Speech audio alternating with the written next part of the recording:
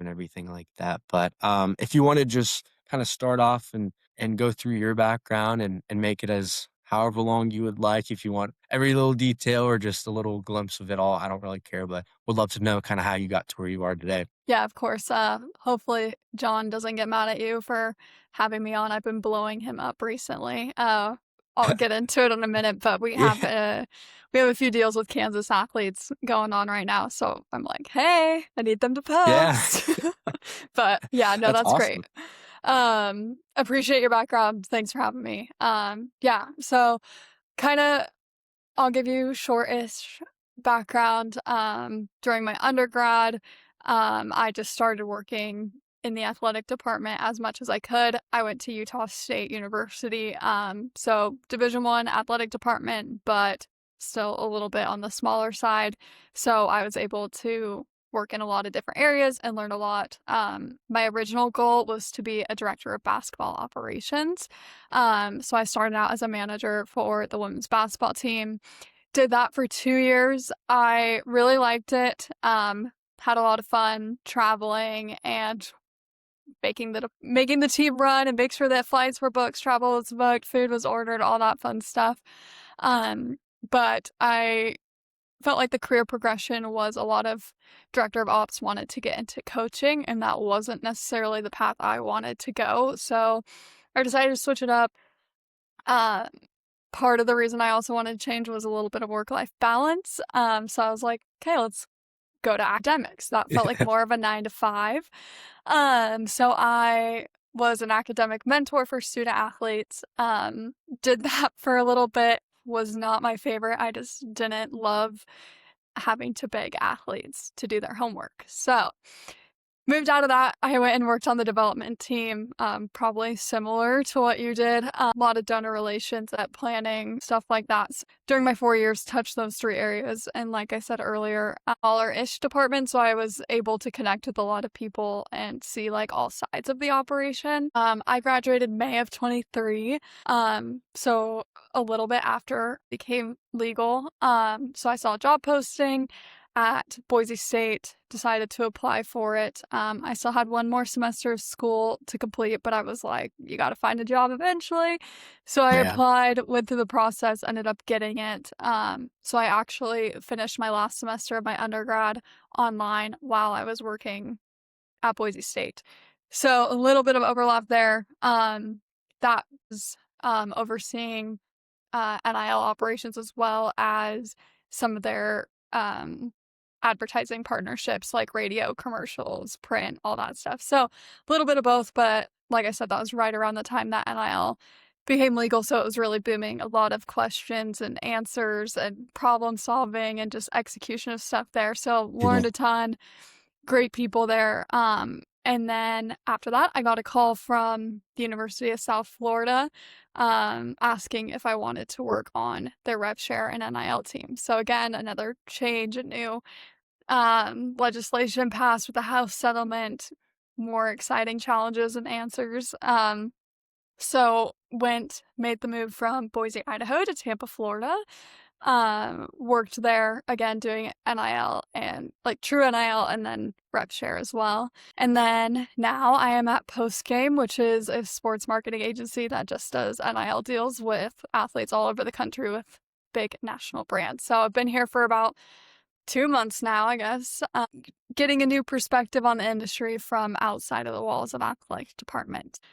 That was a lot. I just spit that all at you, but that is how I No. got to where I am today. No, no, that's perfect, and thank you for that, kinda sharing your perspective of where you've been and where you are now. I guess the first question is, like, were you okay with moving from, I mean, I guess, Utah to Boise? Like, how did that work with you? Obviously, friends, family, and all that stuff. I don't know where you're originally from, but, what was it like kinda bouncing around and moving from different states? Yeah, so I'm actually originally from Boise, Idaho. So the Okay. reason I chose Utah State is I wanted to get a little bit away from family, have my own life, but I could go home on the weekends if I needed to. It's about a 4-hour drive. Perfect. So a little bit of space, but also able to get home quickly. So that's how I did that move. It was fine. I also have some family in Utah. If there was an emergency, I felt okay, but luckily nothing happened. Mhm. Then kind of throughout my life, I grew up in Oregon. So then the only places I had lived were Oregon, Idaho, and Utah, and they're all a little different, but all kind of the same to an extent. Yeah. So I was like, let's switch it up. I was not looking to move. Mhm. I was like good. I was around family. I was around friends. But then when I got the call from the University of South Florida, I was like, you know what? This is a perfect time for a good change up. You can't really get any different between Florida and Idaho. So now's the Mhm. time to make the Yeah. jump. And obviously, like I said, a lot of what's changing, exciting industry, so a good chance to like move up and do something different as well. But a large part of it was just wanting to go experience something else and get off the West Coast, go to the East Coast. So that's Mhm. it's been good. Obviously, it's a Yeah. lot different, but I think one thing you learn quick is that in sports, like, the people you work with very quickly become who you're friends with just because you spend so much time. So luckily, I was able to make friends quickly and adapt a little bit, but it is a lot different than Idaho. Yeah, I was gonna say probably a lot better weather. Yeah, I do not miss having to shovel snow off my car, that is for sure. Yeah. No, I know, we just did that a couple weeks ago here in Kansas, so, understand the warm weather, but, I think you nailed it with your coworkers quickly become friends 'cause, it resorts to kinda more than a 9 to 5 where you're working extra hours and longer weekends with them, and so they're like the people who are like, "Alright, you wanna go get, like, a happy hour?" Yeah. And then and Yep, then so exactly. kinda you're working more with them, and then you're hanging out with them more, and I found that in myself doing the same stuff, so that's super cool. I guess going back to NIL and kind of the burst of that when you were first graduating and kind of starting out, what made you wanna get into that landscape of, like, NIL and all the new stuff that came with it? Yeah, to be honest, I don't really know if knew what it would entail. It was just, I got my undergrad degree in marketing, so I kind of liked that creative side of it. I liked college sports, so being around athletes was intriguing to me. So I was like, sure, NIL does both of those. Like, let's just give it a shot. And at that point, like, no one really knew what an NIL job would look like at a university, so it was kind of just like jump in and figure it out. Mm, So that's kind of I thought it checked 2 of those main boxes, and again, being from Boise, I was like, "Cool, chance to go work for, like, the school that I grew up cheering for," so that checked mhm. that box too. Um, but yeah, I it just felt like it checked some boxes between being creative with athletes, but then it obviously evolved to a lot more in the next couple years, but Yeah. Yeah, how did it evolve from, being inside of like college actual athletic department and then transfer or I guess moving to a sports marketing agency? What was that, kinda evolution look like? yeah, I think for me, I don't think I knew what I was signing up for when I when I took an Hey, NIL that's job. fair. I just was like, "Sure, this will be fun." But Yeah. I think I very quickly realized that there was this expectation to be like a one-stop shop for athletes, whether it was like social media management, branding, marketing, and then anything to like finances, budgeting, taxes, to reviewing their legal contracts, to being a project manager, and then, like, everything else, international tax law, like, I always joked I had no idea I would know more about, like, international tax law than I do domestic tax law. But so my main point of that is, like, I didn't know that I was really going to have to be that point person and really have at least, like, a decent understanding in all those areas, and then, obviously, for, like, taxes and finances, defer to people Mhm. that are actually certified. Yeah. Um but so I think that was, like, very quickly, okay, you're not just planning content shoots and getting the athletes there, it's turning into, no, you need to, like, be able to manage this athlete's whole portfolio and everything that comes with that deal. Um, so that was, like, on the university side, one-stop shop for all athletes, you gotta be able to answer all their questions in every category. Um then on the flip side, like moving outside of the walls of an athletic department to come work at Postgame, a marketing agency, um, we're really only focused on working with those brands that want to do some sort of activation. I'd say most of it revolves around social media, and we'll do some appearances and like live activations. But now in this role, we're mainly focused on working with the brands, figuring out what their goals are, what they need to achieve, and then finding the right athletes that can help hit those Mhm. target KPIs. So it's a lot more like, okay, you're not expected to wear all these hats. Obviously, having that background does set me up well for success, like on this side, because I get what I get what these athletes, how they think, how they talk, what they need to know, how to go through the process of like executing all that stuff. So Mhm. definitely think it set me up well. But I think just a few less hats have to be worn on the outside of an athletic department. Yeah, it seems perfect because you're wearing more hats earlier on, so you kinda get the feel for everything, and obviously during the time when you started at excuse me, Utah State and, like or Boise State and USF, like, it was just the Wild West of NIL, and you could just kinda really do whatever, and I'm sure a lot of questions were asked for you, but now going to a sports market agency, it's probably a bit more structured and stuff like that, and I was actually looking up post game, and it seemed like you had every single tournament, like, every single, popular person in the tournament had a deal through you guys, which was That pretty was the cool to goal. see. That was the Yeah, goal. yeah. Yeah, it's pretty cool to see, but how does that come about? Like, what does Postgame, specifically do? Are they just kind of the connector between brand and athlete? Are they more just the brands come to them? How does that look? Yeah, kinda all of the above. I will say, like, probably for a lot of stuff you're seeing, um, from this tournament, March Madness, there was an existing relationship. We knew the tournament was coming up. We had talked with those brands and just say, like, "Hey, there's a lot of eyes on this tournament, which means a lot of eyes on these athletes." As everyone in sports and really, I was like, March Madness, crazy things happen, so Yeah. people pay attention to these athletes. And so it's kind of like, okay, what can we set in place before this tournament happens to be able to like quickly turn and get activated like night of a big moment or next morning. So kind of both sides. One, the post game team, like we've got to stay organized. We got to know who's gonna like potentially pop off or just watch the games and catch those moments to Mhm. then quickly be able to go to the brand and be like, "Hey, did you see this? You approve with this athlete, let's roll." Then on the flip side, like the brand, part of it comes down to them like also being ready to just like, "Yep, roll." Um, but also like trusting our process and like knowing that sometimes these things happen so quickly that we just kind of got to roll. Mhm. Um, so yeah, like prep on the front, just, like, having that relationship with these brands, but then some things just, like, come up and it's like, "Alright, let's do it."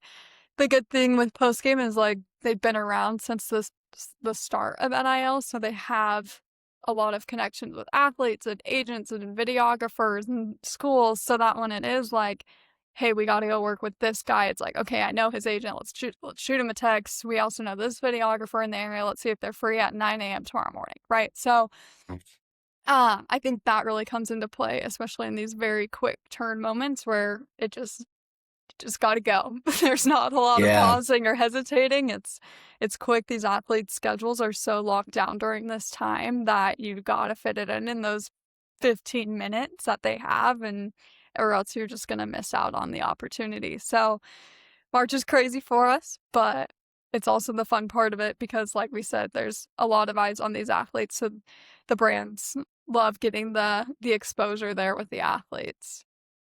Yeah, what a time to start. What a time to start there. They're like, "Okay, you know everyone's name, let's roll." I'm like, "Okay, let's go." Yeah. Yeah.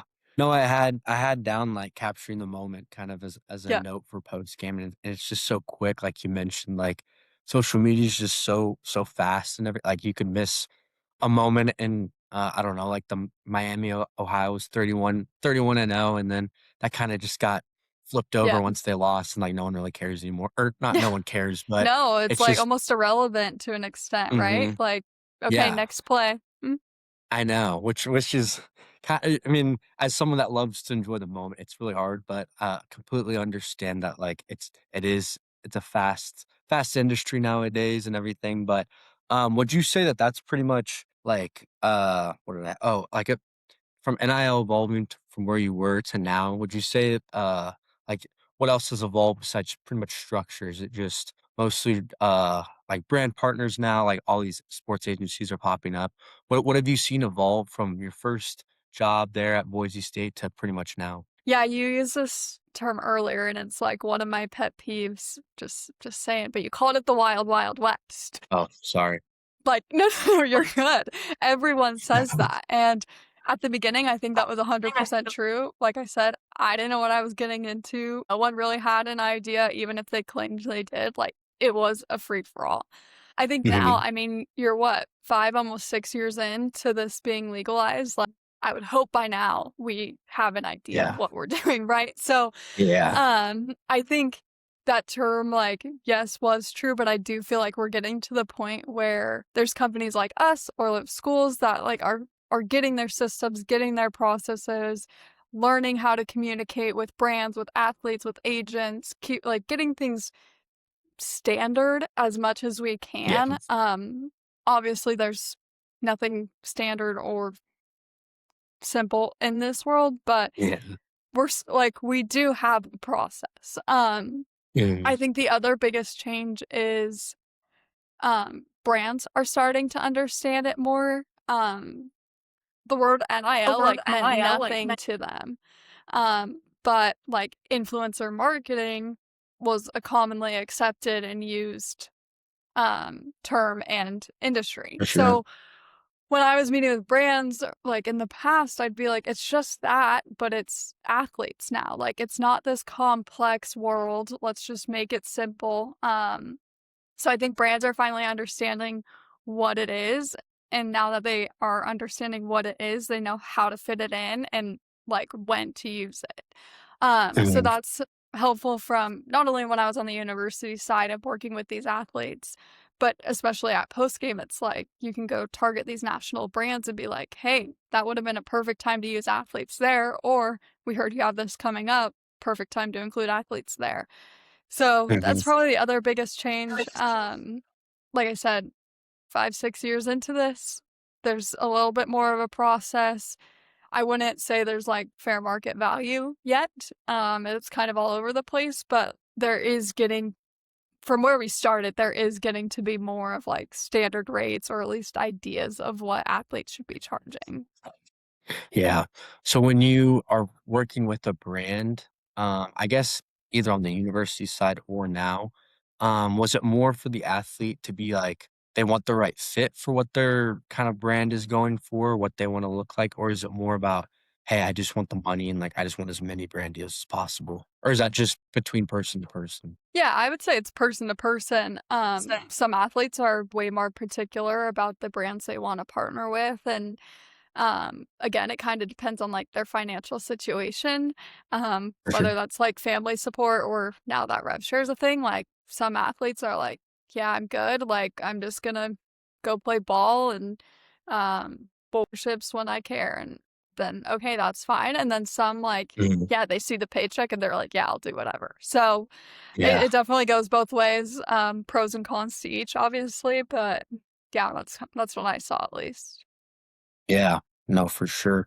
What would you say from the university side helped you out the most? I guess you already kind of talked about wearing all the buckets and all that stuff, but were there specific events now at post game? I know you've only been there for 2 months where you're like, oh wait, I knew that just because I was already at a university, I already had that scenario or situation happen to me. Yeah, I think the main thing is just, like, learning how athletes think, like, they're visual learners, they need it like, they have so much going on in their lives that they need it broken down, like, step by step and, like, as simply put as possible, so I think that really helps because a lot of these athletes, like, Postgame is based in Sarasota, Florida, no Division I university there, so a lot of these athletes were just working with either over phone calls, text, emails. So being able to like understand how they'll receive the message has been super helpful. And not only like in the actual messaging, but like,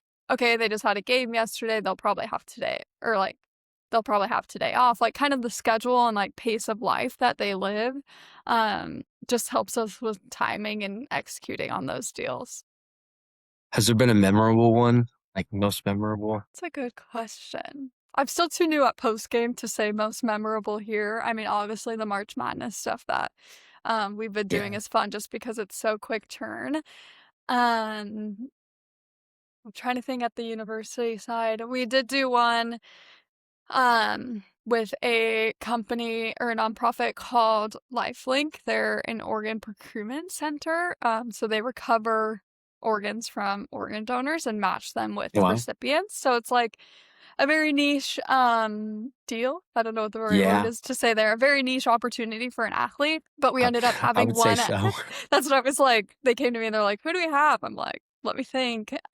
But we actually had one football player whose dad was in kidney failure, so he was doing a lot of outreach to try and find his dad a kidney. They're still in the hunt, unfortunately, but he did a campaign that to just like help bring awareness to the benefits of organ donation and helped build up just the awareness. It ended up getting featured on ESPN Plus during one of the games. There were a ton of news articles, including on Forbes. So it was just cool to see like that personal tie to it. Mhm. Where again, a situation relating back to your earlier question, like it wasn't necessarily about the money, but there was that personal tie where it was a cause he really cared about, and was able to partner with a company that had the same mission and really bring it to life and make it known and bring awareness to the situation as a whole. So that one was memorable.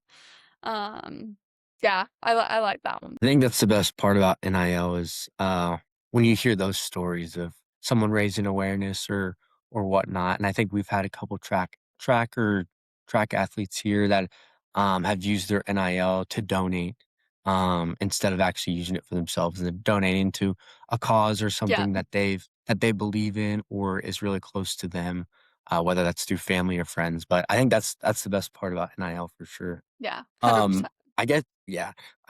Switching to kind of yourself, and always, your path and helping out athletes, it seems to be a common trend even from when you started as a manager, back at Utah State.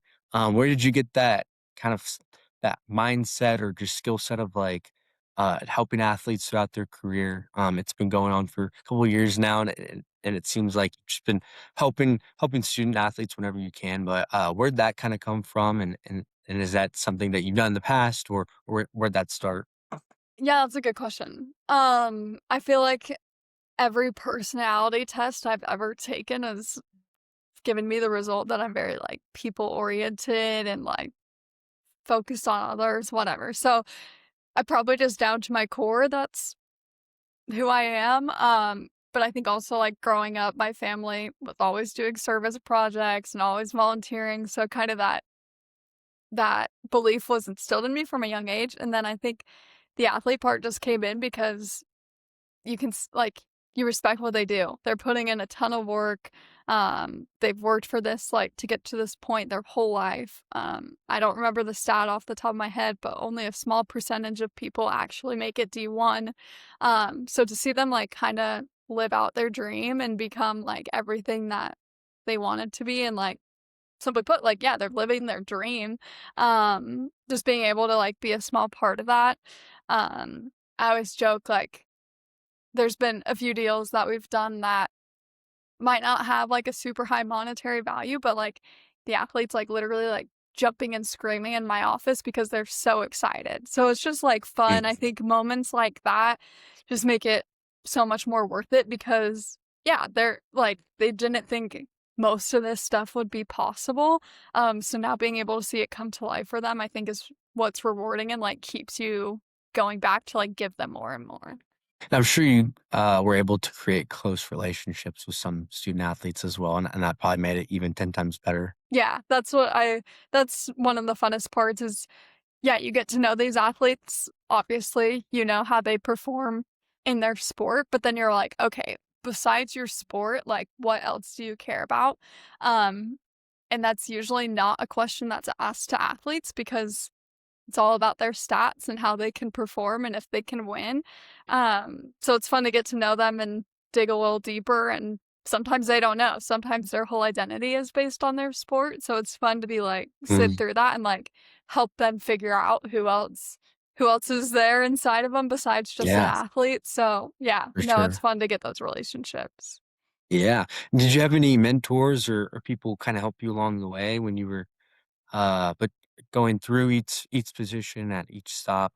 Did you have anyone kinda helping you out and reaching out to you? Yeah, I think my first call is always to my dad. Um, he's I don't know, my sounding board for everything. Mhm. Yeah, anything I have questions about, he's always my first call. Um, but yeah, at the different stops, at Boise State, Mike Walsh, he was their senior associate, and then now he works for On It Trading Cards, does a lot of Mhm. their relations. So he was one that I really admired from the start. He had very innovative and like thought or further forward more than most people. So I was like, did I say that right? Um, so he was one that I always admired. And then most recently, at USF, I worked for Andrew Warsaw. I think he now is at Auburn as their football GM. Oh.